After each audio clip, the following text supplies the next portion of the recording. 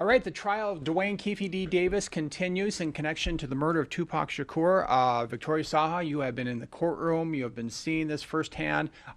Catch us up to speed about where we are at this point. So we finally have a jury. So we have Yes. 16 people. We're talking 10 women, 6 men. 4 of those will be alternates. We thought this whole process was going to take about a week, but in fact, we wrapped up within 4 days. Right. On Thursday afternoon, court started a little later. We had 36 prospective jurors come back from that original selection from Monday. And then quickly it was announced that, okay, we have 16. They read off several names. Those people walked out. They were not going to be in the jury. And before you knew it, the judge said, hey, okay, you guys are going to be our jury in this. Wow. So it happened relatively quickly. Quick, It sounds like, yeah. because it can take a while to pick the jury. Because the courts literally blocked off this whole week. We started Monday Okay. with over 100. No, Monday was 75. And then throughout the week, it was like 50 new prospective jurors came in, a whole new panel. And then we thought it was going to last until Friday. I was expecting by Friday, which is today, August 14th, that we were going to have 12 to 16, but Right. they wrapped up early. All right, so they've got it done. So who are these jurors as far as what you were able to observe in the courtroom? Yeah. So, well, before we were able to get into that courtroom, even on the first day, because of the massive size of that jury pool, we, the media, we were put in an overflow room, so we could only see a little bit of the questioning going on. I couldn't Okay. see their faces, but it's a mix of people who have heard about Tupac's name, heard his music, but maybe are not that invested in watching the crime documentaries, the news coverage. There's no offense taken to us if they don't watch any of the coverage that we've been doing. There's people who just aren't following it, and that's okay. But those are the kind of people they wanted. Right. And they were asked, whatever you know about this, is that going to cause you to be impartial to this? And they said no. There was one prospective juror earlier in the week who obviously, well, this is going to be financial hardships associated with it, this being on a jury for 6 weeks. He literally had said, like, yeah, but I think this is a quote cool case. Oh my God. I'm assuming that one didn't make the No, did we not were make the in jury. the overflow room with the Yeah. media, and we're like, nope, homeboy's out. Yeah. He's done. And it was like within less than a minute, the prosecutors asked to approach the judge. The defense attorney approached the judge, white noise, and then bam, the judge excused him, because that's not what they want. Yeah. They don't want you to be on this case. A because fan. It's a Yeah. cool case. Yeah. That he literally gave it away. Whatever this case may be, they need a group of jurors who are going to be impartial and look at the evidence, Right. not the fame that's associated with Tupac Shakur. And so, how did it go? I mean, how was the jury selection? I mean, what questions did we hear?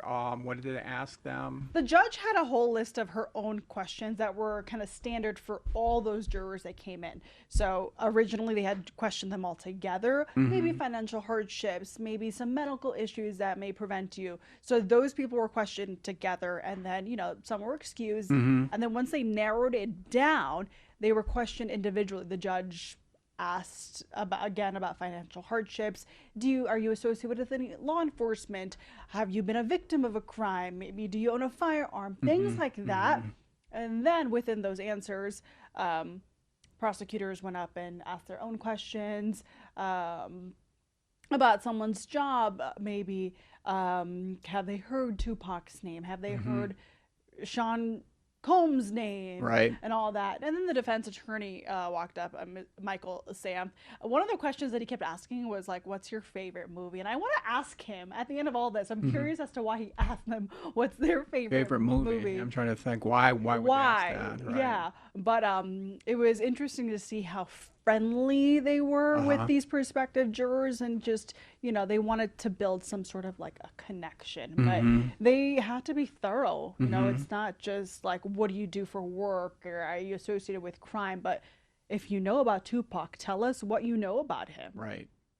Did anyone not know Tupac? Very few, actually. Yeah, There was okay. maybe a couple people who've been in Las Vegas since the 90s. They maybe heard that there was a rapper who was shot on the Strip, but there was one woman who said that she was very well associated with Tupac's music, and that was her era of music growing up in the 90s, but that one didn't make it. I was going to say she didn't make it. No. And when they excuse them, they have challenges, of course, where they can say, we don't want this person or that person. Yeah. How did they just say, you're done, you're We skipped the excused, challenges. That's what we were expecting yesterday.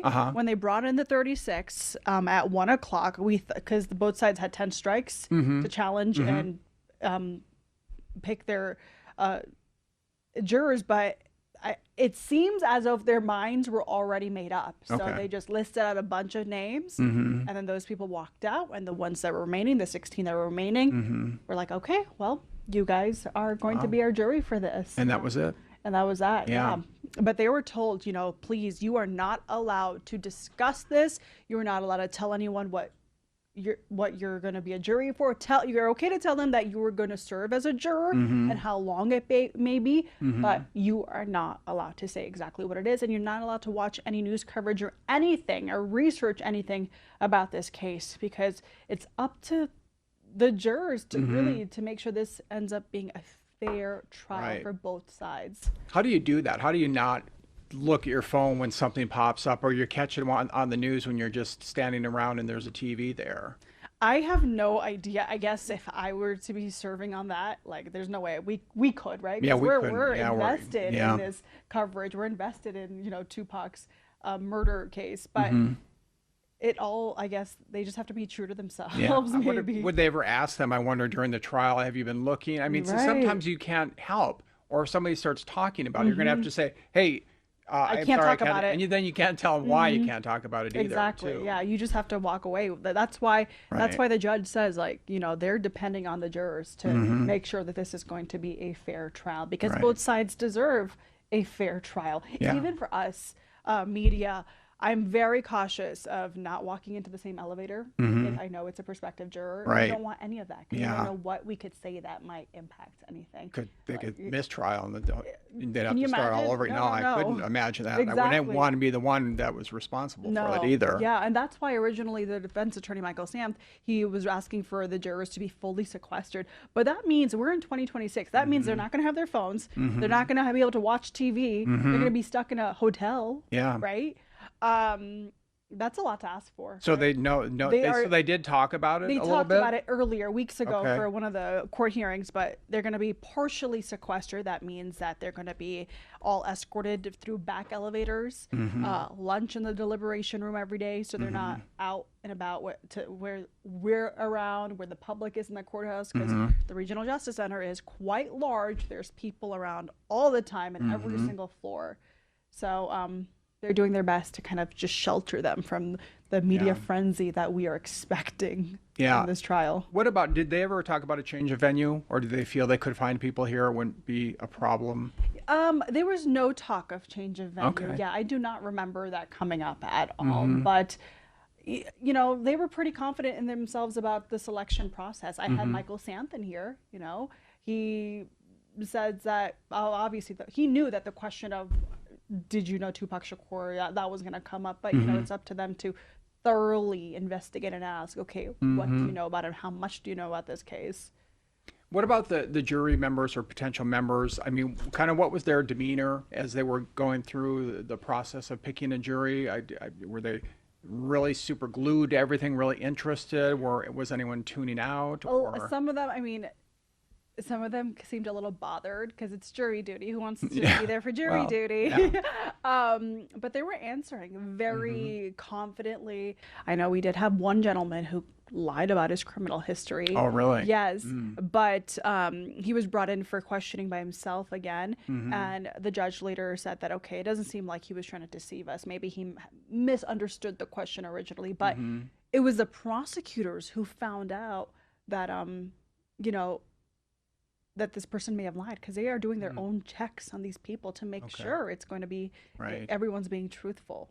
And so did they exclude him right away then, or what happened? He's one of the jurors. Oh, so he lied, but he still got on the jury? Yes, because they were able to re-question him a little bit, get some more clarification as to why he didn't disclose certain information, Yeah. and that's when the judge had said, okay, well, it doesn't seem like he's trying to deceive us. So, yes. It's kind of we odd. moved You on. think that they would Yeah. challenge or say, sorry, you Right. can't Yeah. participate. And there's a young man in there too. He probably early 20s. Mm-hmm. I remember when he was being questioned, he was like a very I don't want to, how do I describe this? But like, he seems like he's going to have a lot of questions and he's like going to challenge a few things. So The jury that's not a bad Yeah. thing. They're going to be the foreman. Yeah, I wonder. who knows? Yeah, foreman. That's not going to be qualities. a bad thing, Yeah, of right. questioning, because we do know that.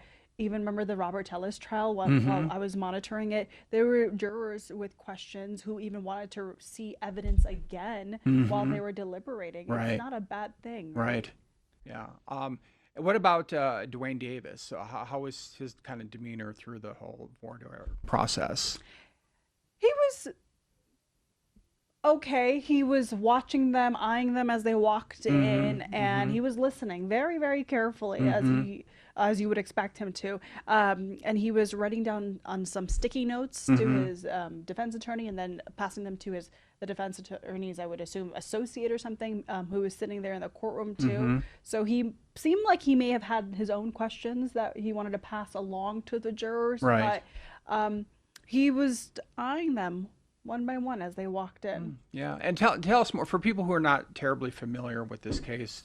Just explain it just briefly. Okay, well, obvious. Tupac Shakur, murdered in Las Vegas back in 1996. He was murdered at a stoplight by Flamingo and Koval. In the car with him was Suge Knight, the CEO and owner of Death Row Records, which Tupac was with. Apparently, there was some gang rivalry going on even before they hit Vegas. And there was a fight earlier in the night at the MGM lobby, which included Dwayne Davis's nephew. He was beat up apparently by Suge Knight and by Tupac. So prosecutors say it was, it may have been revenge, and Dwayne Davis may have been the one who orchestrated the murder. Right, right. That's what he's accused of. He is not accused of committing the murder or pulling the trigger. It's just orchestrating that murder. So Davis was arrested in 2023, but before then, back in 2008, he was, given immunity by LAPD because he was facing some very severe drug charges. Right. LAPD interviews him and he gives them some information about Tupac's murder. It was under the promise of immunity, but apparently there was an officer in there who was secretly recording it. And those recordings later came out. Davis, according to his book that he co-authored, was upset about that. Then he started to do his own interviews. He co-authored a book. It's called Compton Street Legend. It's been brought up in court. It's quite possibly will be brought up in this trial as well. And it kind of details that night as well. So it was in 2023 where he was arrested in connection to this murder. Right here in Henderson. Right. We had no idea. Yeah, and all of a sudden it happened, and everybody's like, wow. Yeah. Yeah, wow. So, okay, so now, let me ask you more about the court hearings and so forth. I mean, what was it like getting in for people? I know there was a woman said, I'm going to stay here every day, and I hope I can get in. What was that like as people are trying to get in? Who's getting in and who's not getting in? So inside the courtroom, we are allotted 6 seats for each local media. So I'm guaranteed a seat. Okay. And other members of local media, 1 person from each side. I just looked it up, and there's several motions for other media around the world and around the country to come in next week. Okay. But they will have to sit in the overflow room. That overflow room is a separate room. It's got it's for the public, members of the public as well. So for jury trial week, we had to check in at that overflow room, write in our names, and it was put in a lottery system. Okay. And once the room started clearing out of the jurors who were not going to be used, that's when we were able to go up. But we were escorted by bailiffs and marshals as well, because it's just security is going to be so tight. It was tight for jury selection week. It's probably going to be even more intense for the duration of this trial. Yeah, I was going to say, and I don't want to give away, security secrets, but I mean, could you if you were walking around the courthouse, could you tell that there was a presence, or will you be able to tell that there's a more of a security presence? Well, next week, probably, because I cover court a lot. I'm there in the mornings when it's just busy. There's a wait for the elevators. It's so busy. Right. And usually there's a few bailiffs and marshals for each courtroom, but I noticed that for this one as well, there was extras sitting behind us as well, even in the hallways, monitoring the jurors out there. So they needed to see our little lottery ticket with our names and dates and our credentials as well before we could even enter that courtroom. So you say that there's 6 seats for the media, basically for the organizations here. So you're guaranteed. Are we seeing different people as part of that media pool, or It's or been is it kind the of same people it's who kind of come been in? the same-ish. There's like a radio station that came in, and there was even people from like Tupac's family that I interviewed early in the week, his cousin, his former producer who flew in, who wanted to just see the process of getting justice for Tupac. So it's kind of been a mix of people. But again, I was just going through the court dockets, and there's a bunch of media companies who have requested to be in there. Right. Yeah. I'm sure they're all clamoring to get in. What about that overflow room? What's in there? Is it a monitor? It's a then? monitor. And the speakers and so monitor, forth? speaker, chairs for everyone. Okay. Well, about 50. So that's why they expect the public, if you're interested, you get there an hour earlier because it's first come, first serve. And obviously you're going to have to fight with media as well to get in. Right. Now, cameras allowed in? Cameras, for there's this? one camera. We have the pool camera, Law and Crime. That's going to be the pool camera. Okay. And during this whole jury selection week, there was one still photographer allowed that was only able to focus on Dwayne Davis, not the jury itself, because we can't identify them, we can't name them, we can't do anything. Right. Yeah, and I kind of wonder with security for those folks. I mean, because you know that probably everybody in the media would like to talk to them, but as you know, we're not supposed to We're not do that. supposed to until afterwards. But who knows what other people would do outside the courthouse, or if just members of the public might try to talk to anybody. We were given a stern warning yesterday in court by the judge that no one is allowed to even approach the jurors at all. We avoid saying good morning or like answering any questions at all. Right. There's no conversation allowed. That's why for me this whole week I was very cautious if I saw that they had a badge on or something that said prospective juror. I'm not even getting on the same elevator with you. Yeah. Again, you don't want to be the one who messes things up. No. And then, no eye contact, explain all of that. So what's next then? Where are we at, and what happens next, and how long are things will the trial take? Opening statements will start Monday, which is the 17th, and we should probably get our first couple of witnesses in there as well. I can't imagine opening statements taking all day, but we got to be ready for it. We are also expecting about 40 different witnesses to take the stand. 40, okay. Yeah, I know. And there's quite the list too. Yeah, the original list that we broke the news of a couple of weeks ago had about 200 witnesses on it, but not all of them are going to testify as well. There's going to be narrowed down to 40 people on that list. Suge Knight, who's in prison in California at this moment, who's the only other living person to witness Tupac's murder. So, I mean, it's not much of a surprise that he's on that list. Right. Governor Joe Lombardo, he was Baby Joe back then. I heard he was a sergeant in the 90s who had responded to this scene. Okay. Some members of Tupac's family as well. Now, you talked to some family I members talked to his this cousin. week. Yeah, and what's his take on all of this? He was telling me that it's been 30 years of agony, of depression, of just unknown answers. And they were just so surprised also with how much Tupac's name and legacy just exploded after his death. Right. Yeah, and they didn't think that they would ever see this day. His mom, Afeni Shakur, she actually passed away a few years ago before she can, see someone be arrested in connection to the murder. And the cousin told me that her focus was to make sure to preserve Tupac's legacy and make sure other young kids and young adults don't go through the same path of, being in the line of gunfire and of just Yeah. maybe hanging out with the wrong crowd and being there at a place at the wrong time. Right. So they made it, and they always stay at Flamingo and Koval Okay. at that intersection because Yep, that's I've where been they over say there. they feel closest to Tupac, and that's that really it gives them interesting. strength to walk into that courthouse. I can't imagine how hard it may be. Yeah. What did you see that the public didn't see in the last week that you kind of went, wow, or I didn't know that, or that was kind of surprising? It wasn't much that the public wasn't able to see. I think just being there and seeing the questioning is something that you don't always get to see up front. The whole crowd of people selected to be in that original jury pool of more than 100. These were people from all over Southern Nevada. We have someone from Nye County. We have someone from Mesquite. It's just all over. How about the age range? If someone maybe as young as 21 to maybe someone in their 70s possibly. Okay. Yeah, it's a very big mix, and even the group that's been selected, I think it was a good mix. What about their occupations? Do we get to hear much about what these people do? Yes, I don't want to give too much because I don't want to maybe give it away Well, for yeah, people who you know don't them. have to, but yeah. different occupations, yes. Everybody from all walks of All life. walks of life, yes. Okay. And so, any idea, is Dwayne Davis going to take the stand? Have we heard? We don't know, You don't but know? in my jailhouse interview, he said he'll take the stand, he'll testify if he has to. It is his right to testify.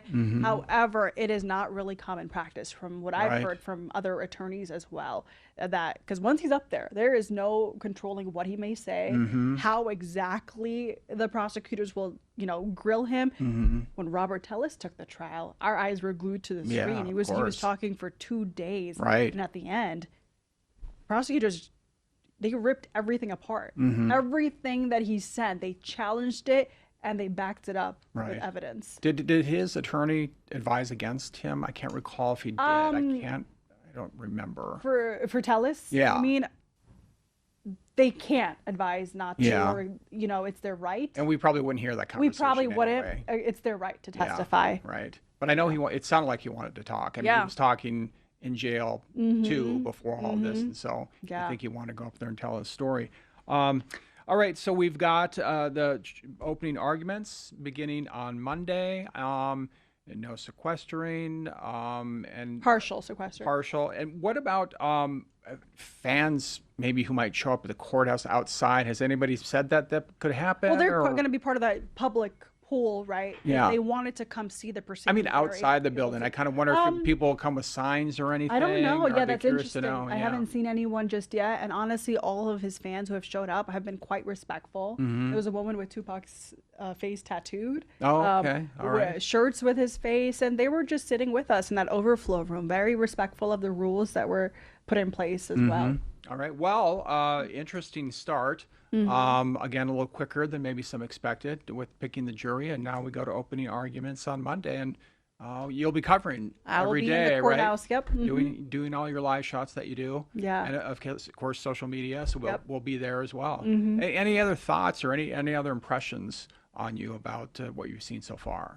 Just, I think we're going to be prepared to see a lot. It's going to be interesting to see what evidence they have from 30 Right, years right. ago. Yeah, that's a Because there's good no point. evidence, that was also brought up during the questioning, that there's no evidence of the crime actually happening, right? 30 years ago, we might not have had those traffic light cameras and stuff, but they have other things to bring up. Right. So yeah, we're talking Yeah. maybe, the defense attorney told me that there's probably about 14 pages of discovery that he had found. So we're going Taking out to the case. hear things we probably have never heard before Probably at this point. Yeah, and I from his cousin even on my interview, I didn't know that Tupac was going in and out of a coma. I didn't know that he had a collapsed lung and all that, and that it was his mom who ultimately made the decision to end his suffering Wow. at the hospital. Yeah. Well, more to come. All right, Victoria, thanks for joining us. We appreciate your time. Of course.